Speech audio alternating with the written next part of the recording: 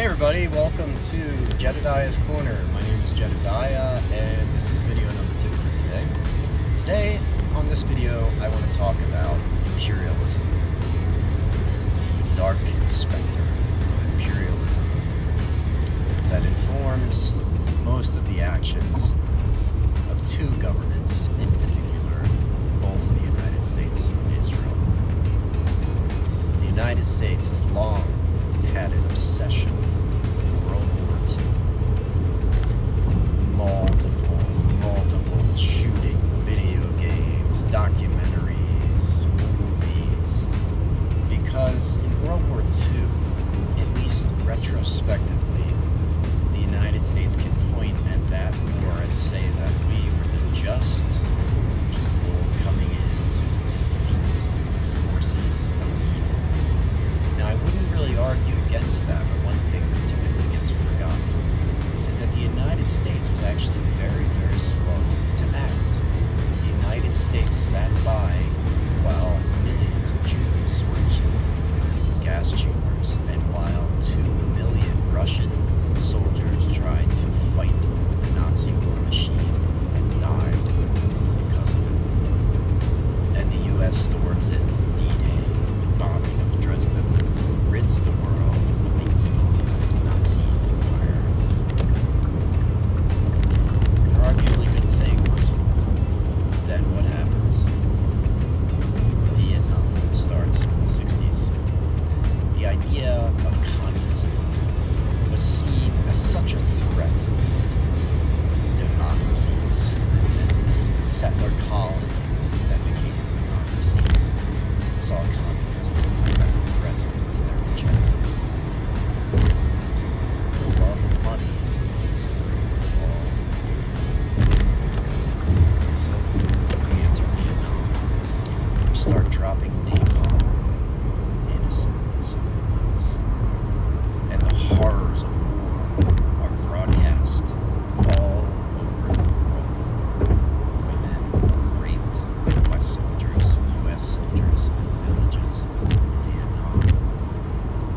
And we committed a multitude of war crimes.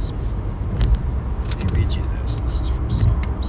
So you have two countries that both reference back to these books. The Israeli government references back to the Torah, which is the Old Testament. And the United States, for the most part, considers themselves as a Judeo-Christian nation. So you have the Old Testament and you have the New Testament. Well, here's a verse that both countries' religious peoples should understand and respect. This is from Psalms. The path of the righteous is like the morning sun, shining ever brighter until the full light of day. But the way of the wicked is like deep darkness. They do not know what makes them stumble. There is a lot in the Bible, and there's a lot that traces through all religions in the world, dealing with the concepts of light and darkness, but especially in the Bible. And it's not that hard to understand. If you're committing crimes and you have a spotlight shining on you, it's a lot harder to get away with them, and it's a lot harder to repeat them. If you're committing crimes in darkness and no one knows, then you can continue committing those crimes, and you can continue repeating those crimes. It's not that difficult to understand. Now, after Vietnam, Daniel Ellsberg, another journalist, got their hands on classified documents, and they published them in the New York Times. They are still lauded as heroes.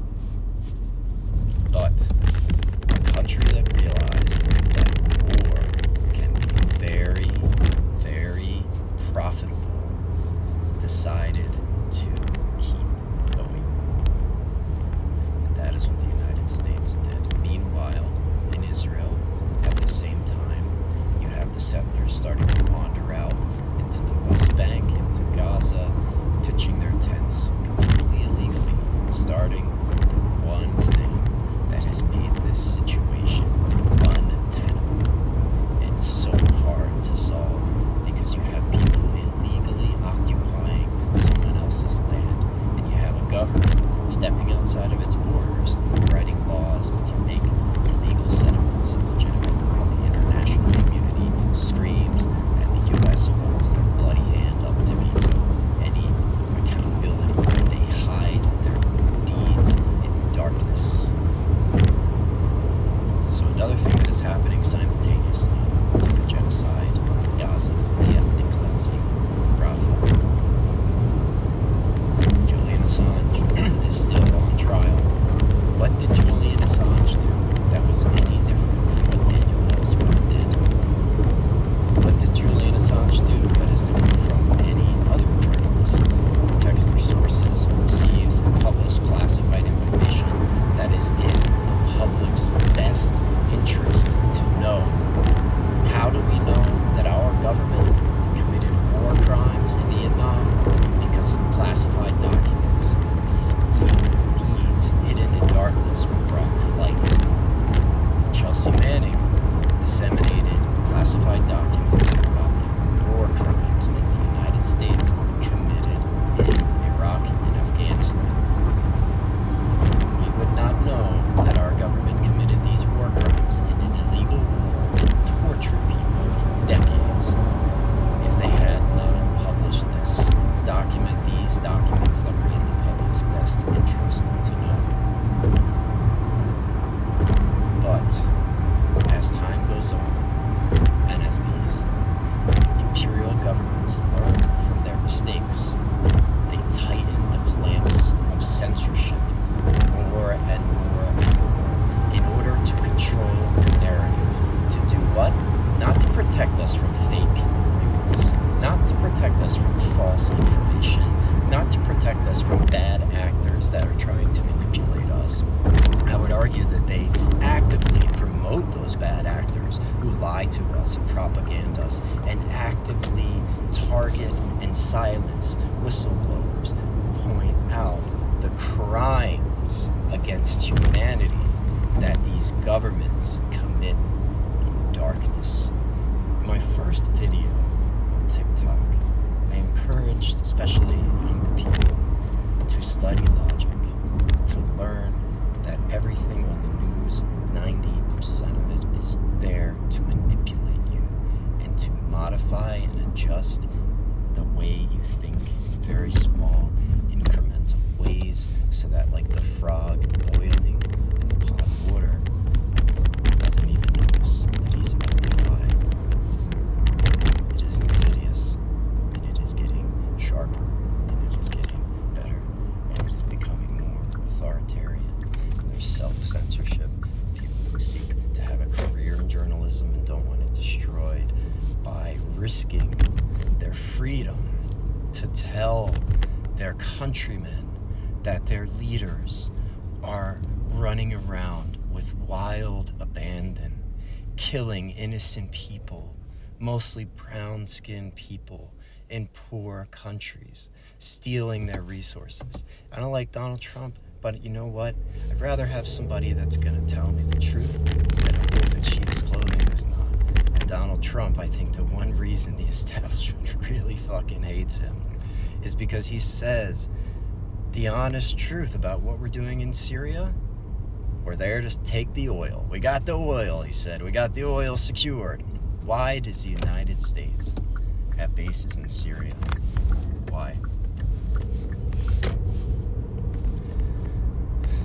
It's for control. It's for hegemony.